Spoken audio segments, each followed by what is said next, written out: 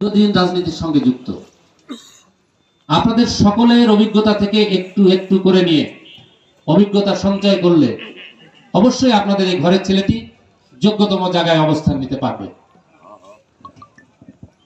আপনারা হয়তো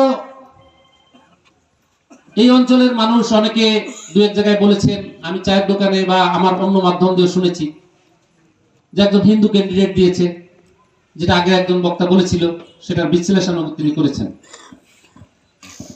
দেখুন, আমরা সবাই মানুষ, সর্বাগ্রে মানুষ, তারপরে তার কর্মকাণ্ড দিয়ে বিচার করা হয় সেই মানুষটি কেমন। ধর্ম ধর্মের জায়গায় থাকে, ধর্ম একটা আলাদা বিষয়, সেটা শ্রদ্ধার জায়গা, মূল্যবোধের জায়গা, সম্পূর্ণ একটা ভিন্নতর স্থান, সেটা অনেক উঁচুর একটা স্থান। ধর্মের সাথে মানুষকে কখনো জড়ানো ঠিক নয়। দেখতে হবে কোন মানুষটি, আমি হিন্দু, একজন মুসলিম মানুষ, মুসলিম সম্প্রদায়ের মানুষ যদি অন্যায় কাজ করে থাকেন কিন্তু তার কর্মগুণে সে অন্যায় ব্যবহার করেছে, দোষটা কিন্তু ব্যক্তির, তার সঙ্গে কিন্তু ধর্মকে জড়ানো যাবে না। জন্ম তার হতে পারে একটা ইসলাম পরিবারে, যদি লোকটি অসৎ হয় সেই দোষটা কিন্তু ধর্মের উপরে চাপানো যাবে না, দোষটা ব্যক্তির একা। তেমনি আমি হিন্দু ধর্মে হয়তো জন্মগ্রহণ করেছি, আমার কর্মকাণ্ড যদি ভালো হয় সেটা আমার ব্যক্তির গুণ, এটার সাথে ধর্মের জড়ানো যায় না। আমি যদি খারাপ হয়ে থাকি সেটাও আমার ব্যক্তির দোষ, এর সাথে ধর্মকে জড়ানো যায় না। কারণ আমি একটি সম্প্রদায় থেকে যদিও মনোনয়ন পেয়েছি, আপনারা নিশ্চিত থাকতে পারেন আমি কোনো সম্প্রদায় বা গোষ্ঠীর প্রতিনিধিত্ব করতে এখানে আসিনি। আমি এখানে এসেছি বাগেরহাট ১ আসনের প্রতিটি মানুষের প্রতিনিধিত্ব করার জন্য, প্রতিটি মানুষকে সেবা দেওয়ার জন্য।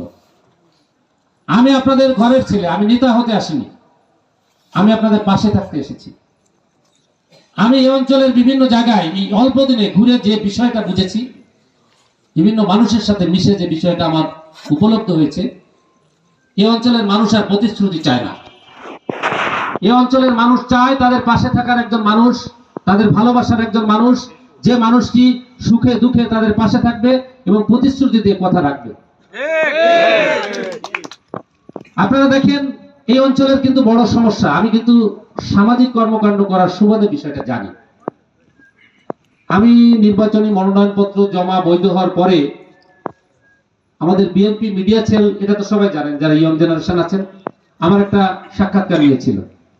আমি কিন্তু সাক্ষাৎকারের প্রথমেই বলেছিলাম জলাবদ্ধতার একটা বড় সমস্যা আমাদের অঞ্চলে রয়েছে, কোদালিয়া বিল এবং কেন্দুয়ার বিল। কথাটা কিন্তু কেউ আমাকে শিখিয়ে দেননি, এটা এই অঞ্চলের মানুষ হিসাবে এটা কিন্তু আমার হৃদয়ে আছে যে এই অঞ্চলের কি সমস্যা। কারণ এই জলাবদ্ধতার সমস্যা যদি দূর হয়, এই অঞ্চলের মানুষের দীর্ঘদিনের একটা প্রতীক্ষার অবসান হবে। এই অঞ্চলের মানুষের সবচেয়ে বড় ভোগান্তি, দেখেন মধুমতির থেকে মিষ্টি পানির পাইপ লাইন চলে গেছে খুলনায়, এখানে মিষ্টি পানি মোটা পাইপ দিয়ে খুলনাবাসী ব্যবহার করছে, কিন্তু আপনাদের বুকের পর যে লাইনটি চলে গেছে সেখান থেকে এক বিন্দু পানি কারো বাড়িতে কিন্তু আসছে না। যদি পরিকল্পিতভাবে করা হতো, এই অঞ্চলের মানুষকে যদি যারা করেছিলেন তারা যদি ভালোবাসতো বা তাদের এই সুপেয় পানির কথা ভাবতো, তাহলে দুইটা একটু ড্রেন করে দুটো লাইন দিয়ে গেলেই তো হয়ে যেত। এতে খুব বেশি অর্থ ব্যয় হতো না, আর এর জন্য খুব বেশি মেধাও খাটাতে হতো না। কারণ এই সুপেয় পানির যে অভাব, মানুষের সর্বাগ্রে পানি খুব প্রয়োজন। তো এই জিনিসগুলো দেখেন আমি আস্তে আস্তে করে উপলব্ধি করেছি যে এই অঞ্চলবাসীর জন্য কি দরকার। অনেকে শুধু বলবে এটা করো, রাস্তা করো, ঘাট করো। আরে ভাই, রাস্তাঘাট করার জন্য তো সরকারের বিভিন্ন দপ্তর রয়েছে, মন্ত্রণালয় রয়েছে, সেখানে তো শুধু বললেই হয় যে আমার এই অঞ্চলে রাস্তাঘাট নাই, এটা করার ব্যবস্থা করেন, এর জন্য সরকারি বাজেটই আছে। কিন্তু যদি জলাবদ্ধতা নিরসন করতে পারেন, সুপেয় পানির ব্যবস্থা করতে পারেন, মাদকের সমস্যা দূর করতে পারেন, এই এলাকায় উচ্চ শিক্ষার ব্যবস্থা করতে পারেন, উন্নত চিকিৎসার ব্যবস্থা করতে পারেন, তবেই বোঝা যাবে সে যোগ্য নেতা। কারণ এই কাজগুলো করার জন্য তার মেধা লাগবে, যোগ্যতা লাগবে, দক্ষতা লাগবে। আপনি কিভাবে কিভাবে আপনি এই কাজগুলো অধিকারের সাথে আদায় করে আনবেন? আমি বেকার যুবকদের উদ্দেশ্যে আমি বলেছি, যুবক এবং যুবতী সবাই দেখেন চাকরি খোঁজে, চাকরি খোঁজে। আপনি দেখবেন বাংলাদেশের সর্বোচ্চ বিদ্যাপীঠ আমাদের ঢাকা বিশ্ববিদ্যালয়, ওখান থেকে অনার্স মাস্টার শেষ করে অনেকে দেখবেন বেকার আছে, অবশেষে ছোট্ট একটি চাকরি নেয়। সে চাকরিটি 16,000, 17,000, 20,000 টাকা বেতন। এতদিন কষ্ট করে পরিশ্রম করে অবশেষে ওই চাকরি নিয়েই তাকে সন্তুষ্ট থাকতে হয়। কিন্তু তার মাথায় এই চিন্তাটা আসে না যে চাকরি না করেও কিছু সুযোগ সৃষ্টি করে নিজেও ভালো থাকা যায় এবং অন্যকেও সুযোগ সৃষ্টি করে দেওয়া যায়। এই চিন্তাধারার মধ্যে আমাদের আসতে হবে। আমি প্রত্যেকটা জায়গায় বলেছি, এই বেকার সমস্যা দূর করার জন্য আমি চাকরি না, আমি সুযোগ সৃষ্টি করে দেব, যাতে এই বাগেরহাট এক আসনের মানুষ, প্রতিটা বেকার যুবক যুবতী এই সুযোগের আওতায় এসে তারা মাসে লক্ষাধিক টাকা ইনকাম করতে পারে। এই সুযোগ আমি সৃষ্টি করে দেব। আপনারা বলতে পারেন কিভাবে দেবেন এই সুযোগ সৃষ্টি করে? দেখুন, এটা আইডিয়া জেনারেট করতে হবে। এটা আপনি এখানে একটা আইটি হাব করেন, উন্নত যে দেশগুলো রয়েছে তাদের সহযোগিতা নিয়ে এই তিনটি উপজেলার যে কোনো একটি স্থানে আপনি একটি যদি উন্নত প্রযুক্তির আইটি হাব স্থাপন করা যায়, লক্ষাধিক মানুষের আওতায় এসে কাজ করতে পারবে। ঘরে বসেও টাকা ইনকাম করা যাবে, কারণ আজকাল ইন্টারনেটের যুগ। আপনি মোবাইলে বসে বসে টাকা ইনকাম করতে পারবেন। বিভিন্ন পদ্ধতি আছে, তো আপনাদের এই পদ্ধতিগুলো চেষ্টা করতে হবে। সবচেয়ে বড় সমস্যা দেখবেন, গ্রাম অঞ্চলে গরিব মেধাবী ছাত্রছাত্রীরা আছে। গ্রামে বসে থেকে থেকে গ্রামের স্কুল থেকে যে গোল্ডেন এ প্লাস পায়, বুঝতে পেরেছে প্রচন্ড মেধাবী, ভালো উচ্চ শিক্ষা পায়নি, ভালো শিক্ষকের ছোঁয়ায় যায়নি, বা নিজে একটা প্রাইভেট মাস্টার রেখে টাকা দিয়ে পড়াবে এই সামর্থ্য ওই মা বাবা নেই।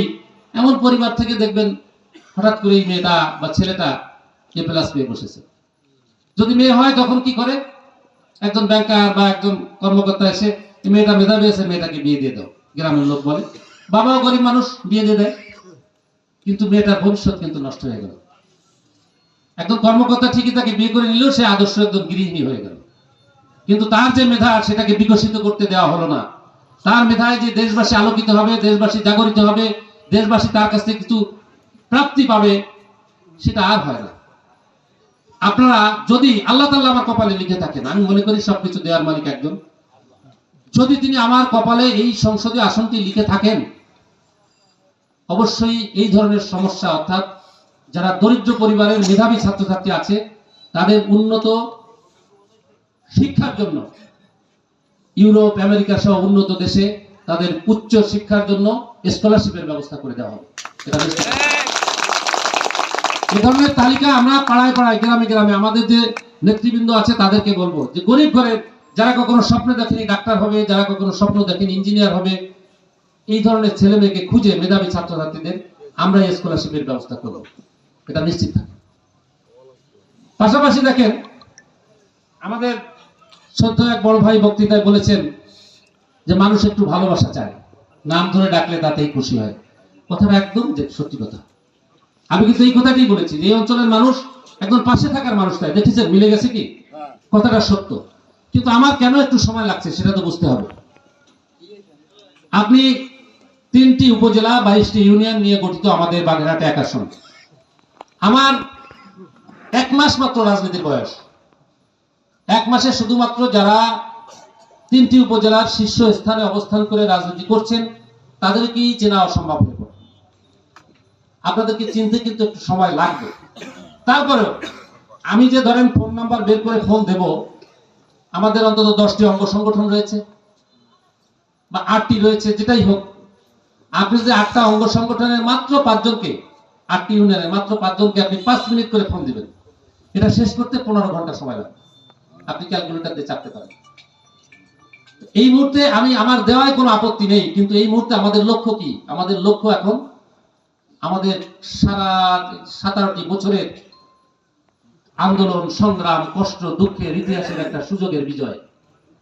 সেই বিজয়কে লক্ষ্য নিয়ে যখন আমি দিন রাত্রি ছুটে চলেছি, এ কারণে আমি অনেককে ফোন দেওয়ার সময় পাচ্ছি না। এজন্য আপনারা মনে কেউ কিছু করবেন না, আমাকে ক্ষমা করবেন। আমি ঠিকই আপনাদের খুঁজে নেব। যারা ত্যাগী নেতা,